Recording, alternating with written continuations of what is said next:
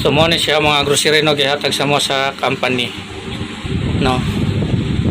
Karon sa May 11 mo ni ako nadawat Kopiko kani sila Milo, Nescafe, milk, ito sterilized, fresh milk, ito Bear Brand. Ang niagi 250 na to worth. So mura ni siyang niagi katong last April 31, April 30 no. Kaning noodles unom kapok ni siya, so nakaura na ko na ni unom tapos kini Skyflex, Hansel og kaning Lucky Me mo ni siya katong niagi. So wala pa mahurot no. Karon nadungagan na pod, so dungagan na pod siya karon. So mo ni siya mga ihatag sa company no. Every 15 days no may ma-receive kami nito no. Yan pang grocery, mga grocery para sa mga tao no. Yan okay, di ba nindot mo ni siya tanan.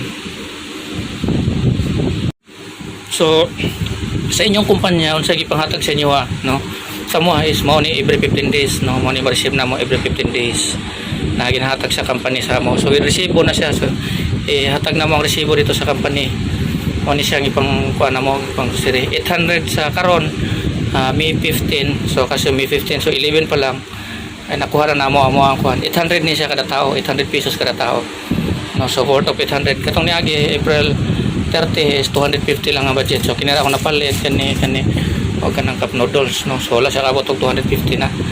So karon naman so mo na ni siya tanan no. After katapusan na pod madungagan na po ni siya. So mo ni siya ang mga gift no na ipanghatag sa company every 15 days sa mo address sa issue sa barko sa company sa La Filipina or Amigo Shipping no. So thankful kami no dire no kay instead na kini siya kung buto na naon paliton pa ni mo, pero tungod kay na may issue so regalo no isa kada kong biyaya no, na madawat na mo na instead of paliton pa na mo nga ni kadagan no net na no. So kani kape ha, so mabot ang panahon na managhan ni siya mayo, ako ni siyang ipadala kay kani siya ipadala ko man ni dili mga paniimnon. Ang inainom ko no lang ang aquara ni is itong Bear Brand tapos kini og itong plus mura ni siya mainom nako no. So kaning noodles chili kasi ito lemon chili mansi, so ito ayan mura ni siya makakuha na mo no. So mo ni siya ang amuhang padawat. Susunod meron na pod no every 15 days no na ihatag sa mo nga ni gift no pang grocery. So thankful kami no, kaming tanan 800 kada tao. So sa inyong kumpanya unsa ipanghatag sa inyo sa mga ngani, so mo ni amuha no para kahit pa paano wala na kay gastuhon no. Ang imo na dire mapalit nimo shampoo, sabon or toothpaste, Colgate, toothpaste, toothbrush no, mo na siya mga personal needs.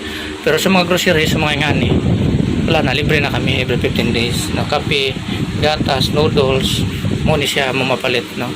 So sa 800 pesos nimo basta bawal lang ang mga personal na mga gamit like mga sabon, toothpaste, shampoo, bawal to siya. So kailangan sa 800 na 15 days so mo gini siya mapalito na mo ni siya no. So mo na ni among kuan no, thankful kami no.